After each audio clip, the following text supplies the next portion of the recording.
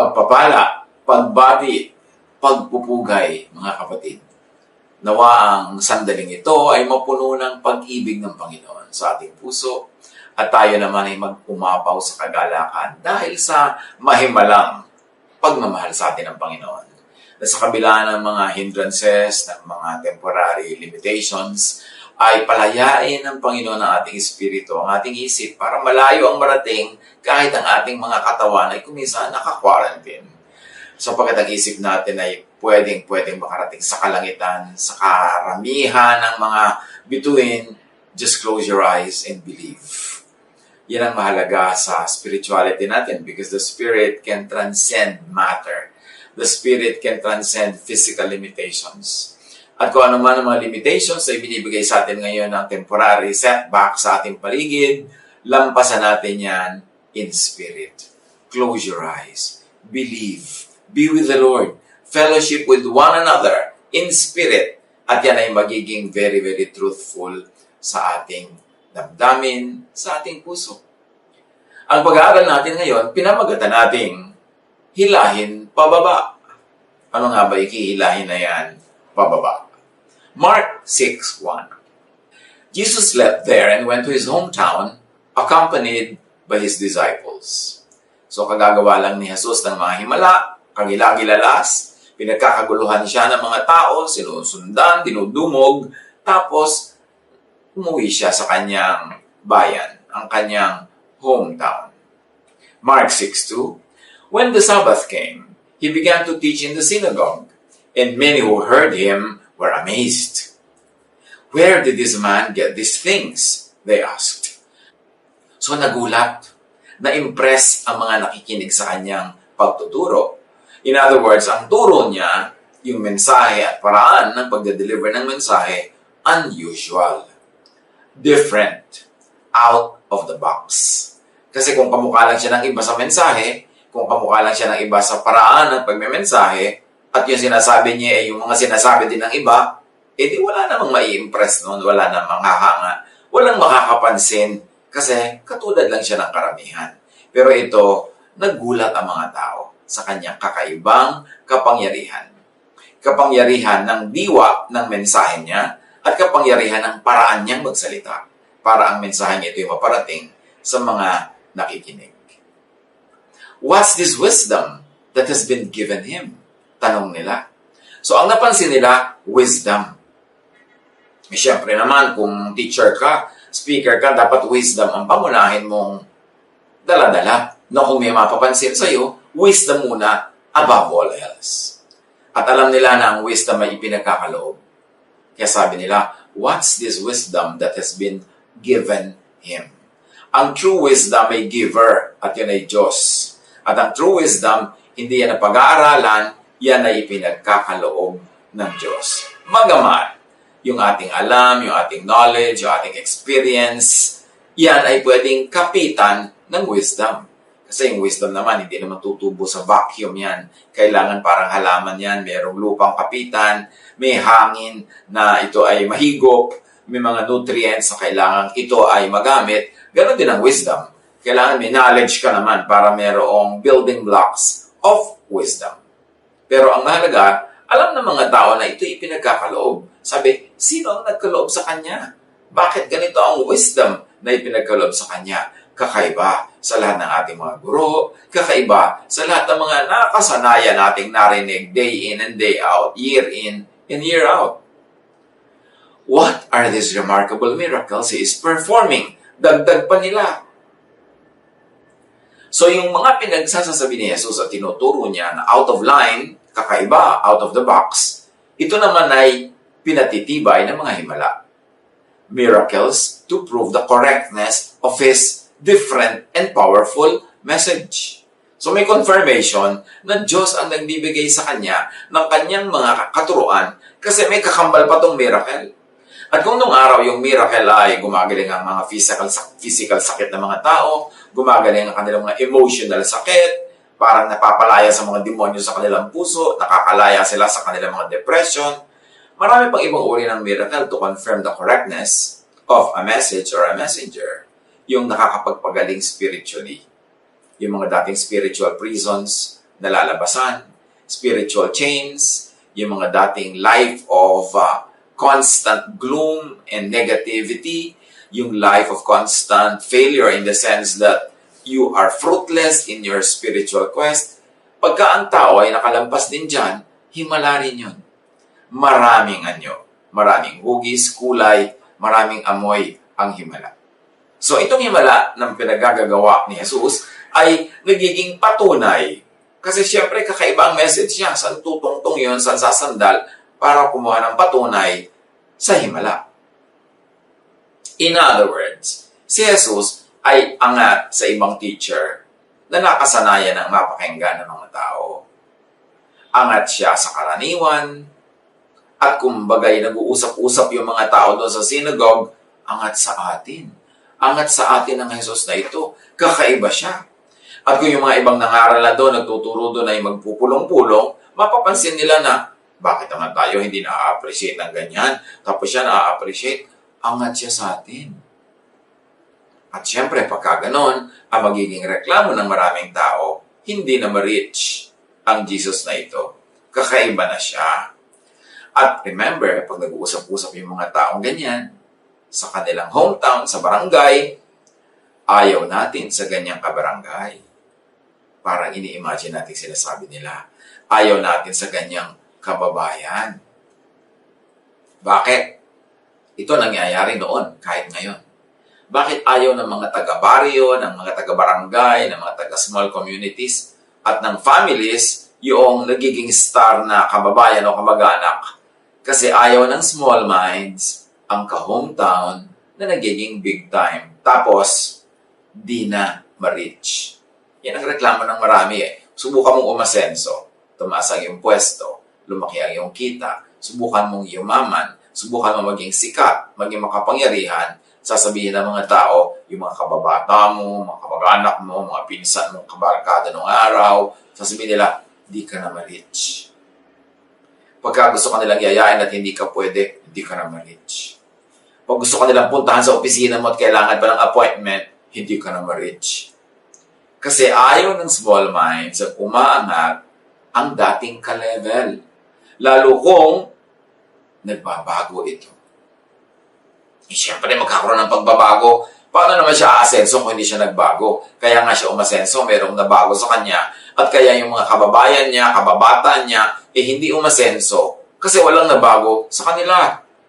Para umasenso, kailangan may pagbabago. Pero, while people try to celebrate your success, ayaw nila na may nagbago sa'yo. Imposible yun. Kasi hindi ka magtatagumpay mula sa pinanggalingan mo kung hindi ka patuloy magde-develop at magbabago. At gano'n na nangyari kay Jesus. Ang gusto lang ng mga taong kababata niya, tulad din nung araw na mga bata pa sila. Pero marami na nangyari sa buhay ni Jesus.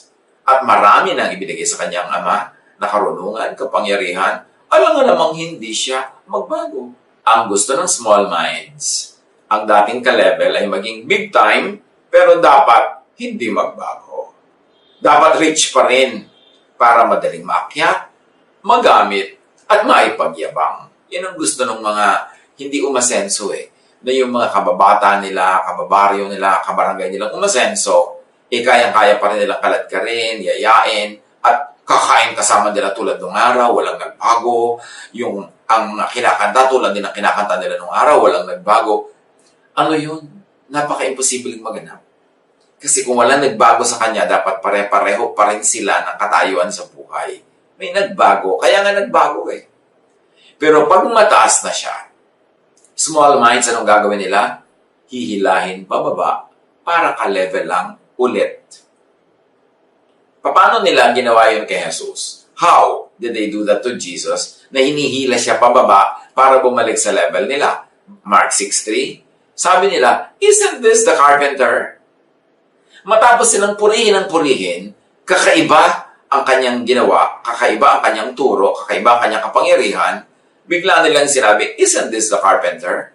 So pwede nating imaginein, these are the same people na sineselebrate nila yung kadakilaan ni Jesus una, tas ngayon biglang papababain nila, or pwede rin isipin na may dalawang pangkat. yung pangkat na hangang-hanga kay Jesus, gustong-gusto yung mga nangyaring pagbabago, at may pangkat number 2, yung nagtatanong ng mga tanong na ito. Sabi nila, isn't this the carpenter? Ang ibig sabihin ng tanong na yan, di ba, ordinary lang naman siya. Di ba carpenter yan? Parang pagka ikaw ay umasenso, yung sumikat ka o yumaman, pag nagpunta ka sa mga baryo, yung mga taga-ron o sa mga barangay mo, ang aalalahanin nila yung kabataan mo na kayang-kaya ka pa nila. Ito ba yung uhugin nun? Ito ba yung tumatakbong hubo-tabo? Ito ba yung pinakain ko nun? Ito ba yung nung araw ay pinapaliguan ko na mabahong bata na naaawa ko, pinapaliguan ko? Ito ba yung bata noon na patay gutom, na payatot, na pinakain ko lang? Yung mga tao, pag lumaki ka, naging dakila, marami ka na-accomplish, hihilahin ka nila pababa dun sa point in your life na mahina ka pa at sila pa yung malakas para manaig sila sa'yo. It's a psychological battle. Kaya kitang-kita mo yung mga gustong sumakay sa iyong success, aalalahanin nila nung yung pamilya nyo, binagyo, nagdugo ang bahay nyo, at kinupkup ka nila sa kanilang silong, sa kanilang bahay. Yun ay para bumalik sila sa time na sila yung makapangyarihan at ikaw yung mahina. May psychological war going on. Kasi yung mga taong polite, yung mga taong tunay na sineselebrate nila yung success mo, hindi na nila uungkatin yung panahon na ikaw ay hubo-tabo, ikaw ay payatot, ikaw ay may sakit, ikaw ay mahirap. Kasi, hindi naman yun masyadong glamorosong alalahanin. At kung may aalala ng ganon, dapat ikaw na umasenso. Sasabihin mo, ay kayo po yung nagpakain sa amin nung gutom kami. Kayo po yung kumupkup sa amin nung kami ay giniginaw at kami nawala ng bahay. Pero para doon sa tumulong ang umungkat doon, meron siyang ina-accomplish. Ina-assert niya yung superiority niya over you. And because ngayon, hindi na siya superior, kailangan bumalik siya sa past para yung panahon na superior siya, yun ang sariwain at maging bida siya. So sabi nila, isn't this the carpenter? May nagtanong naman, isn't this Mary's son? O, pansinin natin not Joseph's son. Sa Israel, laging son of, anak ni ganitong tatay ang pinag-uusapan. Bakit kay Jesus? Ngayon si Jesus ay makapangyarihan, si Jesus ay celebrated at magaling, kinikilala. Ang inungkat nila is that he was Mary's son, not Joseph's son, ang in-emphasize. May intriga dito Pampababa kay Jesus ito. Hindi pampataas. Remember, merong malaking doubt about the paternity of Jesus. Kaninong anak nga ba siya? Remember, dalaga pa si Maria ay biglang nagdalang tao. Tapos pumunta kay Elizabeth. Pag-uwi niya, 6 months or 3 months later, whichever of the two, basahin nyo na lang yung scripture, buntis na siya 3 months later. So, si Joseph, nung nalaman yon, gusto nang huwag ituloy ang kasalan. Kasi nag-doubt si Joseph kung sino ang ama ng bata. At syempre, hindi lang si Joseph. Kahit pinakasalan ni Joseph si Maria, marunong pa rin naman magbilang yung mga tao sa baryo nila ng mga buwan at mga linggo. Kaya nung nanganak si Maria, lalo pa nga may chismis na nawala siya ng ilang buwan, natural, binabantayan nila. At nung nanganak siya nang wala sa panahon, kulang sa bilang dahil nagdadalang tao na siya nung pakasalan siya ni Joseph, natural ang conclusion nila, sino ang anak, ang ama ng bata? Sino ang ama ni Jesus? At yun ay maaaring isang uri ng chismis, isang uri ng bagay na issue tungkol kay Jesus all his life. Kaya naiintindihan niya yung mga taong may mga ganitong issues at love niya may mga ganitong issues. Pero yung mga malisyosong taga-barangay nila, isn't this Mary's son? So inuungkat nila yung past na again, Mary was in a very disadvantaged and weak position in relation to the position of everybody else in that village. At dagdag ng iba, isn't this the brother of James, Joseph, Judas, and Simon? Apparently, yung mga ibang biological children ni Mary by Joseph. Na ang tunay na kahulugan ng tanong na ito, hindi ba kapatid siya ng mga ordinary lang tulad natin? Ayan si James, ayan si Joseph, ayan si Judas, ayan si Simon. Hindi naman sila mga sikat. Hindi naman sila pinag-uusapan. So, di ba kapatid yan? Kapatid nila si Jesus. Meron naman mga tao, pagka ayaw nilang i-celebrate ang iyong accomplishment, kakalad ka rin ka pababa in relation to your brothers and sisters. So, aalalahanin nila, kung sikat nga yan, pero may kapatid naman yan. Napariwara. Sikat nga yan, pero may kapatid naman siya, mahirap. Pambihira naman yan, mayaman, may kaya, tapos yung mga kapatid niya, gusgusin, mga gutom. So, they will charge against you the lack of success of your brothers and sisters para lang pababain ka nila. Yan yung mga malicious styles of people. At dagdag pa ng iba, aren't his sisters here with us? O hindi ba yung mga kapatid niya, hindi nga binanggit ang pangalan kung ilan yung mga sisters na ito, at least 2. Ibig sabihin, wala naman sila talagang sinabi sa buhay noong mga panahon na yon. So, ang tinutumbok lang ng lahat ng nag-uusap na ito tungkol kay Jesus ay wala namang special sa kanila. Therefore, wala rin special sa kanya. Kasi magkakapatid sila eh.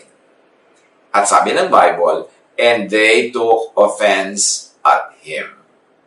Na-offend na sila na, sino nga ba yan? Kala mo naman niya kung sino? Kung makapagsalita, kung makapagturo. Yun naman pala, ganyan lang mga kapatid niya. Ganitong pinanggalingan niya.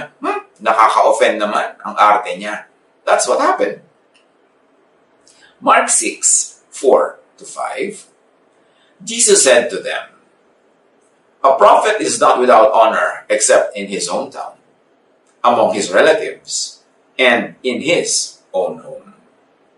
So sabi niya, talaga ang propeta, pinaparangalan sa lahat, puwera lang sa kanyang sariling village, sa kanyang mga kamag-anak o ng kanyang mga kamag-anak at sa loob ng sarili niyang tahanan ng kanyang mismong pamilya.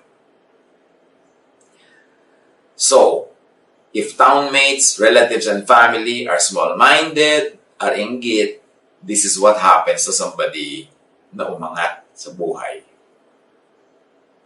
Verse 5, he could not do any miracles there, report ng Bible, except lay his hands on a few sick people and heal them. He was amazed at their lack of faith. So dahil sa kakulangan ng pananalig ng mga tao na yon, dahil sa panghila nila pababa kay Jesus, walang nagawa si Jesus na maraming himala sa kanyang sariling bayan, sa kanyang panamang sariling bayan. His hometown mates lack of faith, amazed, and limited Jesus' miracles. Kasi ang mga miracles ni Jesus dapat may katumbas, may faith ka. Laging hindi lang siya yung mag-heal, may faith ka. At yung faith mo sa kanya ang mag-heal sa'yo. Hindi lang yung power niya, but without your faith. Kailangan yung faith mo plugged into His power, dun ka gagaling, dun nagkakaroon ng himala. And why? Why not? Why was He not able to do many miracles? Kasi sabi niya sa mga tao na marami pinapagaling niya, your faith has healed you. And obviously, in His own hometown, very few people had faith. So He was able to do only very few miracles. Anong application niya sa buhay natin at kinalaman sa buhay natin ng mga kwentong ito? Celebrate the rise of your townmate, of your relative, of your family member. Hindi kabawasan sa'yo pag tumataas sila. In fact, kadagdagan yun sa'yo. Kasi matalsikan ka man lang ng kanilang kaluwalhatian at baka matalsikan ka rin ng mga blessing na dumadating sa kanilang buhay. So, dapat huwag mong pairalin ng inggit, huwag mong pairalin ng pride. Magpasalamat ka at magbunyi kung meron kang kababayan, kamag-anak, kapamilya, kasama sa bahay na umaangat. Honor the achievements of your townmate, of your relative, or your family member. Huwag mong baliwalain. Huwag mong ignorin ang mga achievements ng iyong kapwa. Huwag hilahin pababa ang achiever para lang magmukha kayo magka-level. Yung sa kagustuhan mong maging magka-level kayo, pabababain mo siya. At kung hindi na siya mababa ngayon, i-review mo ang history kung kailan mababa siya sa paningin mo at mataas ka at doon ka na ngayon magsasasayaw sa moment na yon, sa period na yon, para feeling bida ka. Huwag hilahin pababa ang achiever para lang maliitin ang achievement ng kapwa o para lang maliitin ang kapwa.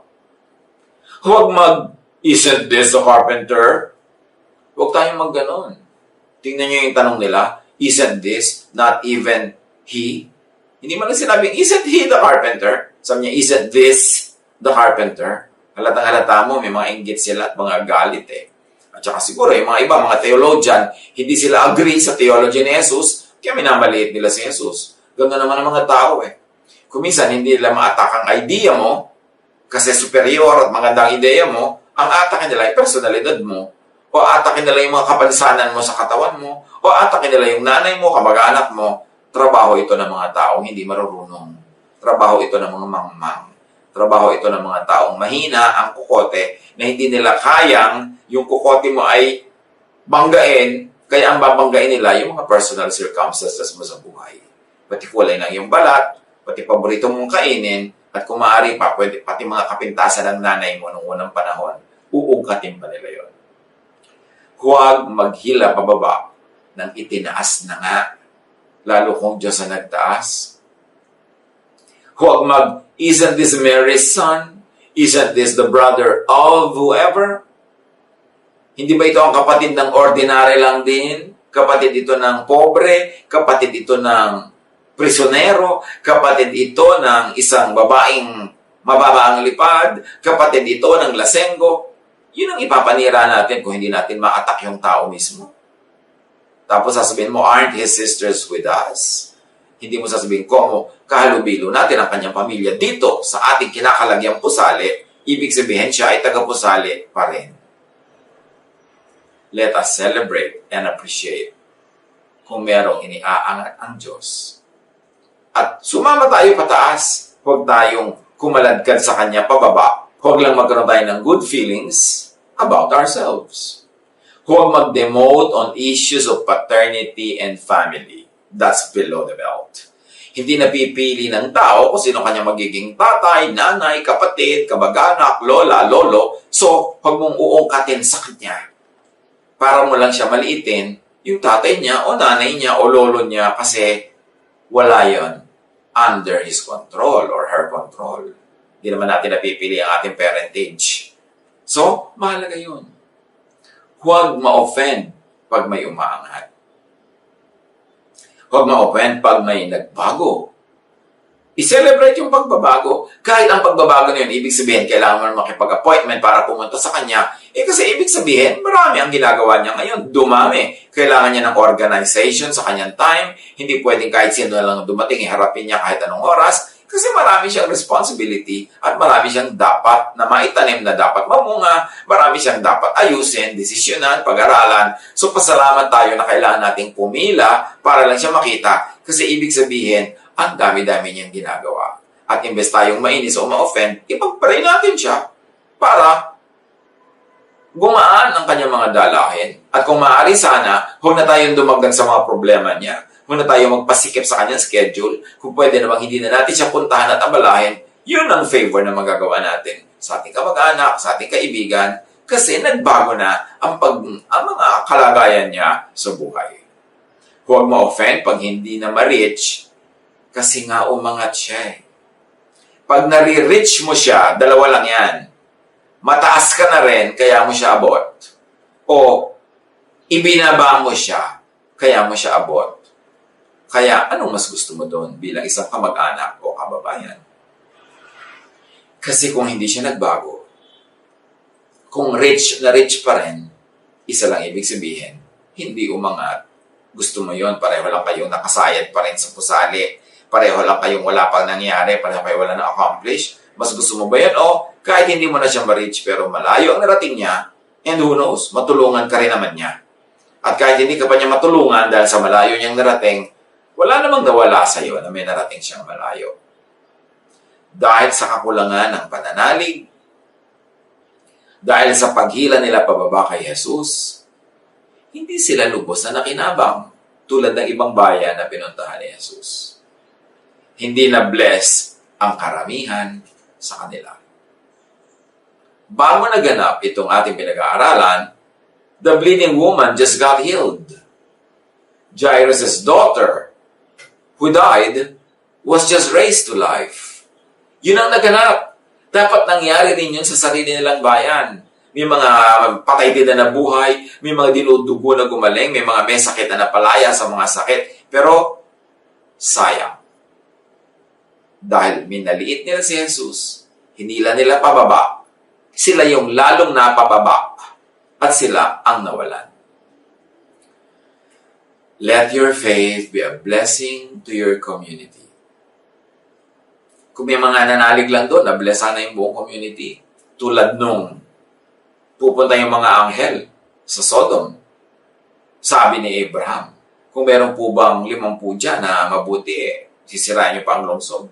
Sabi ng mga anghel, hindi na. 4 na po, hindi na rin. 3 po, 2 po, hanggang 10 na lang, hindi na rin.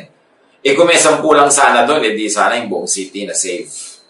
Ganito rin sa bayan ni Jesus. Kung meron lang sanang 10 nanalig, ang daming nangyari. Pero hindi, may 10 kontrabida o mahigit pa.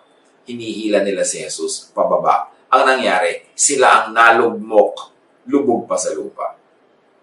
Let your faith be a blessing to your community, and do not let your lack of faith be a liability to your community. Acts 16:31, they replied, "Believe in the Lord Jesus, and you will be saved, you and your household." So maraming nadadamay pataas pag nananalig tayo kay Jesus. At tayo at ang mga idadamay natin, dumarami pag hinihila natin pababa si Jesus. Be a faith asset, not a liability. Sa barangay, sa pamilya. Manalig, manalangin. Kasi pag yan ang ginagawa natin, ang ating bahay, sambahayan, ang ating pamilya, ang ating community, ang bayan, nakikinabang. Meron tayong magandang pananagutan sa isa't isa to lift each other up to Jesus.